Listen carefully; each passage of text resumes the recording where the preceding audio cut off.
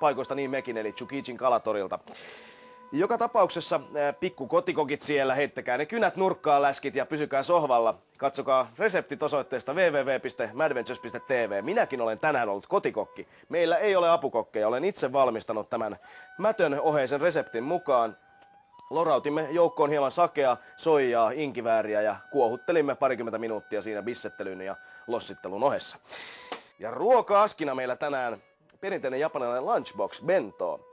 Ja siinä riisin lisäksi aivan erikois side orderina natto eli mädät pavut.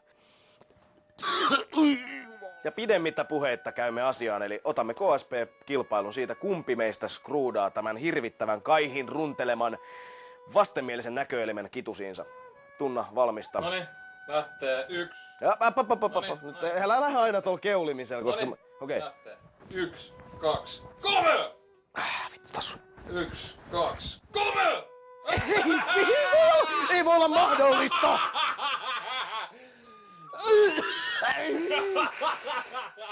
Anna mennä. Alright Riku, miltä näyttää? Onko rakkautta ensi silmäyksellä? Tikulla silmä, joka vanhoja muistelee. Anna mennä. Mä oletan, että se on silmämuna. Laitan kuitenkin omaa kastiketta vähän. Vittu! Lopeta nyt! Ei se nyt voi olla noin! Herra Jumala! Hyi saatana minkä näköinen sä oot. Mitä sä kehtaat olla näillä vierailla ihmisillä? Parras oksennusta. Pyy se nyt pois, saatana! Voi herra Jumala sentään Oli mistä. 2 tonnikalan silmää. Anna mennä. Silmä silmästä. Muista Tunna tällä hetkellä, kun sä vittuulet siinä kameran takana. Muista. Silmä silmästä.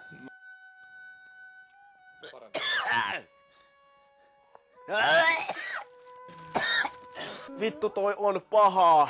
Kuvaile nyt, miltä maistuu. Eli kun mädät fisuu. Siinä on vielä Riku jotain jäljellä. Me himas. Eikö siinä on jotain jäljellä vielä? Anna mennä. No tuota. Anna mennä tyttö. Käsittääkseni soijapavut valmistetaan mädättämällä. Suhteen hyvää. Me syödään nattoota.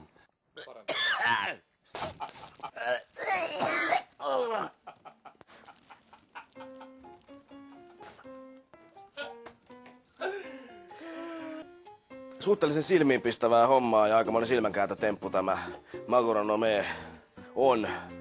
Hyvät naiset ja herrat, Mad Cook kiittää ja kuittaa jälleen kerran ja Riku lähtee nyt Markussedän kanssa Yrjölle.